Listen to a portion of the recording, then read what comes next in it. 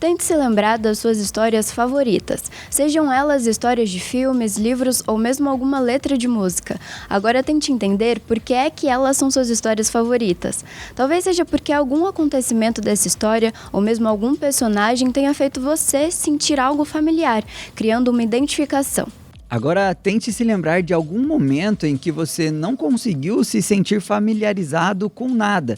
Aquela sensação de que ninguém te entende, ninguém se parece com você, te transformando num verdadeiro patinho feio.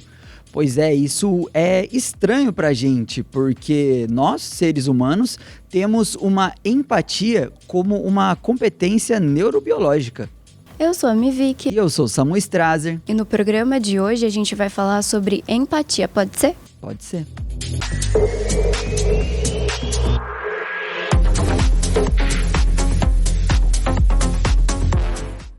Tá começando o Pode Ser e no episódio de hoje, então a gente vai falar sobre empatia. E antes da gente explicar, Samu, o que é empatia, a gente vive ela todos os dias, né? Independente de se a gente está sentindo empatia ou não está sentindo, eu acho que a gente sempre vai estar num lugar e no outro. E eu acho que o que mostra muito que nós somos seres empáticos é porque a gente pode assistir um filme, ler um livro. Não precisa nem ser uma história real, uma pessoa real, pode ser um personagem. A gente se emociona, a gente chora junto, a gente ri junto e mostra muito, então, essa questão de se colocar no lugar do outro, né? A gente sente medo junto com nos filmes de terror e eu acho que o interessante ver que a gente tem uma relação de empatia com essas obras, né? A gente tem uma ligação de sentimentos com o que a gente lê, com o que a gente assiste, com o que a gente escuta. Mas a empatia dentro da história também é muito importante, né? Geralmente, quando tem algum grande momento, algum exemplo de empatia, é um filme muito emocionante e tal. Ou quando tem alguma cena que mostra o contrário disso, né? Alguma parte da história que alguém não teve consideração nenhuma, né? Traiu outra pessoa, ou foi muito má com outras pessoas. A gente acha um absurdo e acaba que a gente também gosta de ver aquilo, não no sentido de que a gente concorda, mas a gente se engaja com aquilo porque a gente acha um absurdo também, né? Porque o natural do ser humano é ter a empatia, né? Pois é. Se colocar no lugar do outro. Você estava dizendo aí, eu acabei lembrando de um filme, não sei porque eu lembrei desse filme, Invasão Zumbi, mas foi o primeiro que me veio na minha cabeça. E eu lembro que tem um personagem, não lembro o nome dele, mas é um personagem bem forte, que eles estão lá, né, no trem, e daí ele literalmente usa o corpo como obstáculo para impedir, então, os zumbis de passarem. Ele protege as outras pessoas. Então, assim, ele fala, vou segurar aqui, vocês vão. E daí eu lembro que esse é um momento muito emocionante, porque, tipo assim, ele literalmente escolhe morrer ali para salvar as outras pessoas, né? Inclusive, eu acho que a mulher dele também, que estava grávida, mas não só a mulher dele, também tinha o protagonista lá, que tem a filhinha, né? E em outro momento do filme também tem um outro personagem que ele faz o contrário. Ele, tipo, joga uma outra pessoa pro zumbi comer. Tipo, o zumbi tá vindo pra ele, ele pega uma outra pessoa e joga na frente do zumbi. Então, a gente acha um absurdo. Exatamente. Fica até torcendo pro personagem, né, acabar morrendo depois, né, sendo atacado. Então, a gente se emociona com os filmes, né? Isso é básico da empatia. E assim, tem isso nas obras de ficção, tem isso na vida real, lógico, e nas obras que retratam a vida real, né? Então, a gente tem a Lista de Schindler, por exemplo, né? Que o cara, ele tava lá no meio da Alemanha nazista, era um empresário cabuloso, né? Na época do nazismo, e ele decidiu, por debaixo dos panos, fazer um esquema para libertar os judeus, né? Para livrar os judeus do Holocausto. No final das contas, o cara vende até o dente de ouro que ele tinha para ir comprando os judeus, né? Que eram prisioneiros, e ele conseguia fazer um esquema para ir libertando essa galera. E a gente fica, né, naquela tensão, porque todo mundo da alta sociedade à volta dele era a favor, né, do extermínio dos judeus, ele tinha que falar que ele também era, mas ele era contra. E a gente, e isso é uma história real, né? Teve o filme e tal, mas é uma história que realmente aconteceu. E a gente acaba vendo isso e a gente se emociona. Tipo, é um dos maiores. Todo mundo sabe, mesmo que não tenha assistido esse filme, conhece mais ou menos por cima a história. Perfeito. E empatia, então, a gente sabe, eu acho que de uma forma geral, o que é, né? Que é, para resumir em uma frase, é isso, né? Se colocar no lugar do outro. Essa capacidade de sentir o que o outro está sentindo. Então, de ver uma situação e se colocar mesmo no lugar daquela pessoa, seja, né, uma pessoa que, sei lá, tropeça na rua. Aí você fala, nossa, tadinha, pagou um mico. Aí você fica assim, se sente... Você sente empatia também. Mas não, você fala, putz, sacanagem. Assim, eu tento, por exemplo, eu sou a pessoa que tenta não rir. Eu tento dar uma segurada, porque eu penso assim, cara, ela deve estar sentindo vergonha.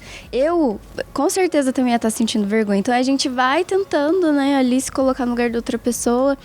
Então, basicamente é isso. Só que, neurobiologicamente, também existe uma explicação para empatia, né? Empatia não é só um soft skills, né? Uhum. Eu vou aprender aqui a ser empático, né? Na verdade, tem uma região do nosso cérebro, na verdade, mais de uma região, mais de uma coisa no nosso cérebro que diz muito sobre a empatia. E pra gente falar disso, a gente tem que falar dos neurônios espelhos e também tem que falar do córtex pré-frontal. E daí eu vou até pegar aqui as informações pra vocês, pra gente explicar isso aqui direitinho. Enquanto você acha a citação da neurobiologista, aí neurocientista, Perfeito. A gente fala muito sobre comportamento humano, né? E sobre quando a gente vai trazer aqui para o Pode Ser alguma observação sobre o comportamento, sobre questões sociais, a gente sempre traz esse lance do primitivo que acontece ainda nos dias de hoje. Uhum. E a empatia é um traço da evolução humana, porque nós somos seres coletivos. Então a gente já falou aqui em vários pode sers sobre essa questão. A gente só evoluiu, né, só subiu na cadeia alimentar porque a gente é capaz de trabalhar em grupo. Inclusive no episódio que a gente falou sobre os pais, por exemplo, a gente trouxe um dado falando que tem uma chavinha dentro do nosso cérebro que faz a gente achar bebês fofinhos. Olha só isso. Então, assim, a gente tem esse lance, esses mecanismos para nos conectar aos outros. Porque essa, por exemplo, é uma ferramenta que faz com que os pais, por mais irresponsáveis que eles possam ser na sua vida pessoal, quando eles têm um filho, eles tendem a ser minimamente responsáveis com as crias deles. Uhum. Porque é uma chavinha que liga na nossa cabeça que faz a gente querer cuidar, né? E isso serve tanto para dentro de casa, né? Nesse caso com um filho, quanto para outras pessoas e até outras espécies, né? A gente tem empatia além de nós mesmos, a gente tem empatia com outros animais também. Perfeito, Samu. Vou aproveitar aqui que eu achei a informação. Eu vou falar aqui para vocês, então, como é que funciona, né? A empatia, então, ela tá presente na gente não só como um elemento externo, sabe? Uma característica, tipo, aquela pessoa é simpática. Não é, ser empático vai um pouquinho mais a fundo. A gente vai ter aqui, então, que estudos de neuroimagem mostram que as áreas cerebrais envolvidas na experiência emocional pessoal também são ativadas quando observamos essas emoções em outras pessoas. Essa ressonância emocional é fundamental para a nossa capacidade de entender e compartilhar sentimentos, sendo a chave para a empatia. Então, foram observados esses neurônios espelhos, que assim, além de, por exemplo, faz com que quando você vê alguma coisa, você automaticamente já se coloque no lugar daquela pessoa, e se isso estivesse acontecendo comigo. Então, por exemplo, se uma pessoa bate o pé na mesa, e ela sente uma dor, automaticamente você também vai ficar, ai meu Deus, que dor, porque você se coloca ali naquele lugar e tem uma região do nosso cérebro que já é instantâneo, já faz a gente pensar nisso. E daí, a outra parte que também é importante da gente saber, né? Além dos neurônios espelho, outros estudos mostram que o processo empático também envolve regiões específicas do cérebro, como o córtex pré-frontal. É responsável pelo chamado controle cognitivo. É essa área que entra em ação quando tentamos entender racionalmente o que o outro está sentindo. Um processo chamado de perspectiva cognitiva ou teoria da mente, que isso inclui então perceber se alguém está feliz, está triste, com raiva ou preocupado, apenas observando suas expressões, gestos ou ações. Então tem essas duas partes, além de ter essa questão dos neurônios espelho que colocam você ali para meio que tentar sentir a mesma coisa que o outro está sentindo, tem um córtex pré-frontal que vai existir ali para fazer a análise dessa situação, não é só para você sentir, mas você entender se, nossa, aquela pessoa ficou triste, aquela pessoa ficou com medo, tá sentindo raiva. Então todas essas coisas no nosso cérebro impulsionam que a gente sinta empatia. E daí, só para dar os créditos aqui, para quem quiser procurar, essa é uma reportagem da revista Veja, né? Tá no site também, e o título é A Neurociência da Empatia, conectando cérebros em tempos de desavenças. E assim, a empatia, só para a gente até pegar um pouco, né, a etimologia dessa palavra, né, vem do grego empatheia, que é a junção de em e paixão. Então, é mais ou menos com paixão junto, com paixão. Entendeu? Que é quase um sinônimo de empatia, né? Aliás, compaixão, sinônimo de empatia, né? E a tradução para o inglês, ela vem até com uma reflexão mais profunda, que é derivado de uma palavra em alemão, que é, vamos ver como é que tá meu alemão aqui, Einfühlung, e que significa sentir-se em.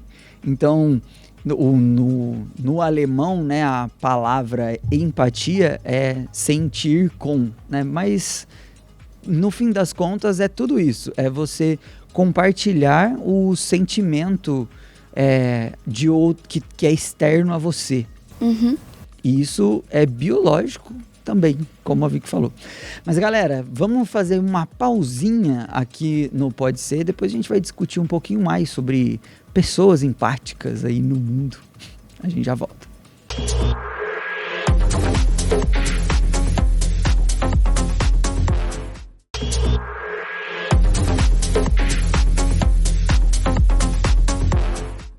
É isso aí, galera. De volta com o Pode Ser, falando sobre empatia hoje. E Vic, uma coisa interessante sobre empatia, que apesar de ser um traço evolutivo, né, porque está ligado com áreas de recompensa do cérebro e a consciência de grupo, né, a empatia é algo que pode se aprender e desaprender. Uhum. Então ela é exercitada, né, e um estudo comprovou isso, né? Uma pesquisa publicada na revista PNAS, e eu não vou falar PNAS, porque é americana, né? Então é PNAS. O estudo constatou que observar pessoas respondendo com empatia a outras pessoas com dor aumenta o nosso próprio senso de empatia. Uhum. E assim, eu lembro, Vic, de quando eu era pequeno, uma cena que me marcou muito. Eu tinha, sei lá, uns 4, 5 anos de idade. Eu era bem pequeno. Não tinha nem minha irmã ainda. A gente estava no centro da cidade e um menino veio e pediu dinheiro pro meu pai. E eu lembro que meu pai falou, olha, eu não vou te dar dinheiro, mas eu posso ir ali e te pagar um sorvete. E aí a gente foi e tomou sorvete com o menino, né?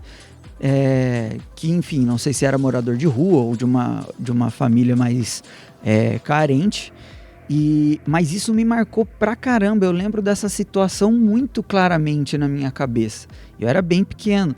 E isso, ao longo da minha vida, hoje, toda vez que eu passo no centro da cidade, que eu tô e tem alguém nessa situação, eu fico com muita muito tocado, tanto que eu acabei me envolvendo ao longo da minha vida com pastoral de rua, que distribui alimento para pessoas em situação de rua, e me envolvi com outras dessas obras, e eu sempre lembro desse episódio do meu pai.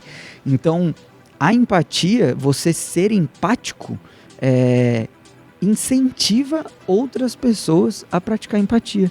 Né, a gente fica com vontade de retribuir, né, então é bem assim, o ambiente influencia muito, né, por mais que a empatia seja uma competência neurobiológica, o meio ambiente vai influenciar muito. Então, por exemplo, se você tem uma família, se as pessoas no seu trabalho são pessoas mais empáticas, né, que pensam em você, que tentam te ajudar, você também vai acabar retribuindo. Agora, se as pessoas são pessoas muito fechadas, mais egoístas, né, não se importam muito com o outro, você também tende a ficar mais na sua, né? A ter um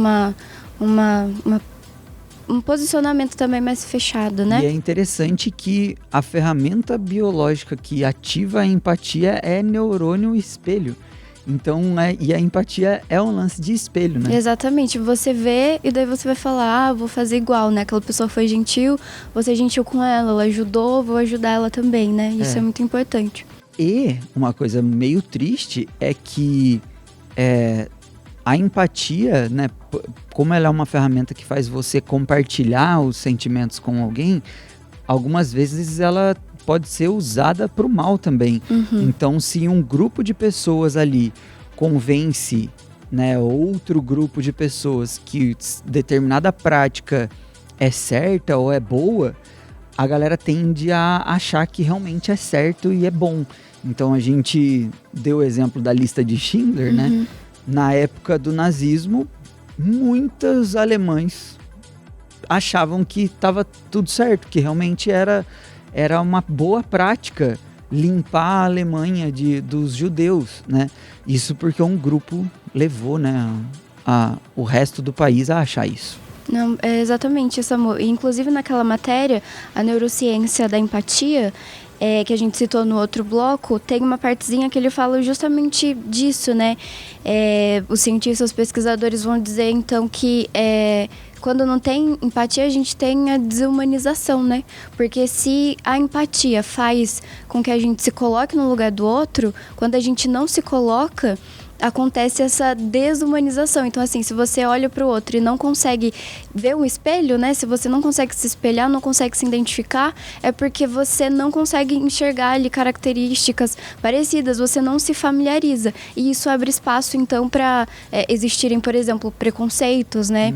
E coisas, movimentos até históricos, como a gente, né, viu no nazismo, com a escravidão, em que seres humanos não se reconhecendo em outros seres humanos acabam, enfim, praticando as maiores atrocidades e provocando, né, com que outras pessoas, né, se a gente pensar na ideologia nazista, né, uma ideologia fez com que, né, um país inteiro quase acreditasse que outras pessoas, né, que os judeus eram inferiores. E daí a gente tem até aqui um trechinho, né, a tática de desumanizar o outro, criando medo e desconfiança, virou o jogo favorito de muitos políticos inescrupulosos, né? Hitler fez isso na Alemanha nazista, culpando os judeus por todos os problemas do país e do mundo, o que resultou em uma das maiores tragédias da humanidade. Então a gente vê isso acontecendo, a gente viu isso acontecendo em momentos da história, mas até, por exemplo, se a gente pensar na nossa sociedade, quando a gente vê uma bipolaridade de ideologias, né, uma pessoa que acredita muito em outra coisa e outra que acredita muito em outra, a gente vai, assim, perdendo o respeito, perdendo, né, incitando o ódio, então isso é bem complicado. Porque, assim, uma das coisas que unem as pessoas é ter um inimigo em comum, né? Tem aquele lance do o inimigo do meu inimigo é meu amigo. Então, quando, né, o exemplo da Alemanha nazista, o problema eram os judeus. Então, eles são uma ameaça E então eu preciso ajudar as pessoas que estão ao meu lado a se proteger dessa ameaça. Então é essa ferramenta, né, da empatia, né, que é uma resposta neurológica usada para o mal. Exatamente. Né? E é muito isso, né? Das pessoas se juntarem. Então, a partir do momento que você coloca no outro um alvo, né? Tipo assim, ele faz mal. Ele faz mal pra gente. Exatamente. Então, você, assim, não é só faz mal pra você, faz mal pra quem tá do seu lado. E aí você quer proteger as pessoas disso. Né? Exatamente. Daí a gente vai, quando na verdade a gente deveria se unir, a gente vai se separando cada vez mais, né? E assim, eu separei aqui agora, Vicky, alguns nomes, né, da empatia da história mundial, porque assim, há pessoas que têm grandes atos altruístas, que altruísmo está muito ligado à empatia, elas marcam a história e elas realmente mudam o rumo da história. Então, assim, algumas pessoas que ganharam o Nobel da Paz, por exemplo, Martin Luther King, Madre Teresa de Calcutá, Nelson Mandela, a Malala, que a gente também já falou aqui, e a última premiação do Nobel da Paz foi para uma instituição japonesa, que é a Nihon Hidankyo, que é a Confederação Japonesa de Organizações de Vítimas das Bombas. Esse grupo de pessoas, né, eles lutam para o fim do uso de armas nucleares. E, bem nesse momento, a gente está com várias guerras no mundo, inclusive com ameaças de uso dessas armas nucleares. E aí, essa instituição que luta contra isso foi a última a receber o Prêmio Nobel da Paz em 2024. Perfeito, muito importante a gente citar essas personalidades, né, e essas instituições que são propulsores de empatia na humanidade, né? E a gente vai para um rápido intervalo, mas a gente volta daqui a pouco para encerrar esse assunto.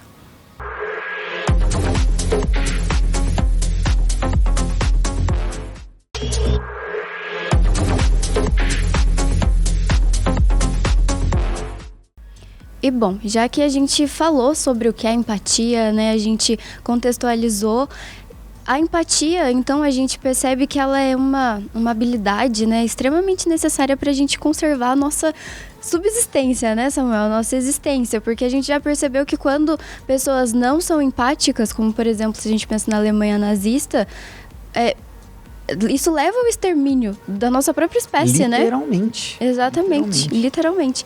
Então, tem um texto da Forbes que é bem legal, que ele fala um pouco disso, né? A empatia estaria virando uma commodity rara, então nós estamos menos empáticos. E daí, nesse texto, entra um pouquinho dessa discussão. Vou até pegar um trechinho aqui para vocês. Todos os dias somos confrontados com conhecidos, com lideranças, né, corporativas ou políticas, que parecem diferentes a tudo. Então, assim, acontecem guerras. A gente, né, sabe que neste exato momento guerras acontecem, pessoas estão passando fome, e a gente fica, nossa, mas ninguém faz nada, né? As pessoas não fazem nada, e nada as choca, né? Nada as comove, nada as faz sair do lugar para oferecer ajuda, um ombro, uma escuta. Alguns especialistas chegam a dizer que vivemos um paradoxo, numa era que mais do que nunca promoveu a conexão das pessoas nas redes sociais. O que temos visto é a desconexão uns com os outros. E daí, Samu, a gente vai chegar num assunto que a gente já falou muito, que é o excesso de informação. Então, tanto conteúdo diário que nosso cérebro não consegue lidar com histórias humanas emocionalmente tocantes. É como se nós desligássemos a chave da empatia porque já estamos emocionalmente exaustos. Então a gente sente, assim, uma impotência de ver tanta desgraça, tanto problema, e a gente pensa assim, nossa, mas como é que eu vou resolver isso, né? A gente é muito pequeno perto de problemas muito grandes. Então a gente acaba desligando. É aquilo, né? Nossa, se eu não posso resolver isso, eu vou fingir que não tem, para eu não ficar me sentindo culpado, para isso não ficar me assombrando. Então, de forma bem simplista, é mais ou menos isso que acontece. E daí a gente vai ter, só para dar mais um dado, tem uma pesquisa, né, que foi feita pelo grupo Rabbit, que ouviu 28 mil famílias com filhos em escolas particulares aqui do Brasil. E eles perceberam, então, que crianças e adolescentes estão menos empáticos que os pais. Então foram entrevistados, né, os pais e os filhos desses pais. a pesquisa quis saber como esses jovens da geração Z se imaginavam aos 40 anos de idade. E daí as 3 prioridades variavam entre qualidade de vida e bem-estar físico e mental, ter paixão pelo que faz e remuneração e tranquilidade financeira, né? Enquanto itens como cuidar ou melhorar a vida dos outros estavam lá embaixo como prioridade. Só que daí, nessa mesma pesquisa, né, eles vão dizer, né, o Christian Coelho, né, que é o CEO desse grupo Rabbit, que fez então essa pesquisa, ele fala que eles não culpabilizam os jovens, e sim a pressão social e econômica, principalmente no momento de crise e de pós-pandemia. Então é bem assim, a gente não falou que o ambiente influencia na empatia? Então se a gente vai percebendo então que, né, os jovens vão tendo como exemplo esses líderes, né, que não se importam tanto e ninguém está fazendo nada, então é mais comum... A pressão, o estresse social, né? Exatamente. Também, o excesso de informação. É mais comum ver esses jovens não tomando uma posição. Igual a gente vê no filme O Mundo Depois de Nós, que tem lá a menininha mais novinha, que assim, o mundo tá acabando e, cara, ela só quer ver o último episódio de Friends. E é isso, porque ela já nasceu num mundo, assim, cheio de problema. Apático. Exatamente.